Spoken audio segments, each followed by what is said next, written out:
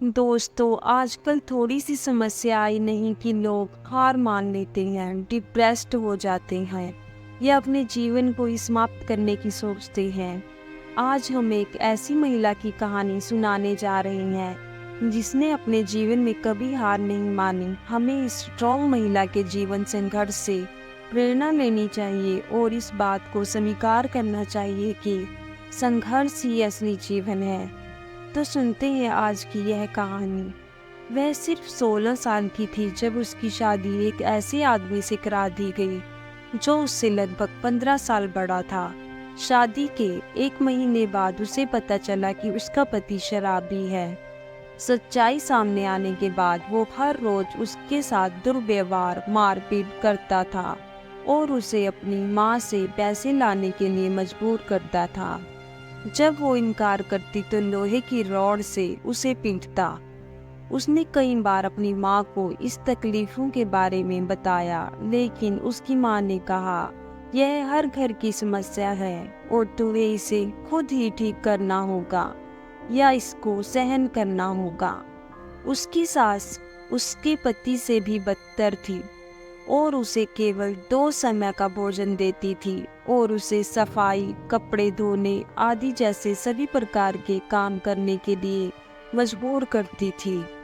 कुछ महीने बाद जब वह गर्भवती हो गई तो उसके परिवार वालों ने कहा कि अगर तुमने लड़की को जन्म दिया तो तुम्हें यह घर छोड़ना पड़ेगा। दुर्भाग्य से उसने एक लड़की को जन्म दिया। वह दिन उसकी जिंदगी का सबसे बुरा दिन था और उन्होंने उसे बुरी तरह पीटा और घर छोड़ने के लिए मजबूर कर दिया। ऐसे में कोई क्या करेगा? उसने आत्महत्या करने के बारे में सोचा, लेकिन उस बच्ची के चेहरे ने उसे रोक दिया। वह जानती है कि उसे अपनी बच्ची को सफल बनाने के लिए कड़ी मेहनत करनी होगी। उसने अपनी सोने की बालियां बेच दी और एक पेपर कैरी बैग फैक्ट्री में नौकरी करने लगी, जहां उसे सिर्फ 150 रुपए कैरी बैग बनाने के लिए मिलते थे। उसे रोजाना कम से कम 6 से 7 घंटे काम करना पड़ता था।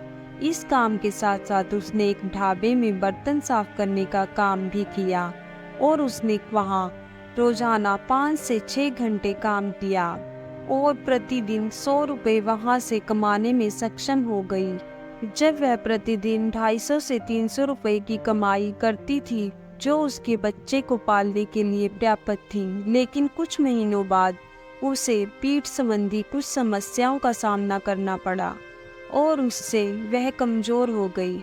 इस समस्या के बाद उसे सफाई की नौकरी छोड़नी पड़ी और खिलौनों की फैक्ट्री में मजदूर के तौर पर काम करना शुरू कर दिया।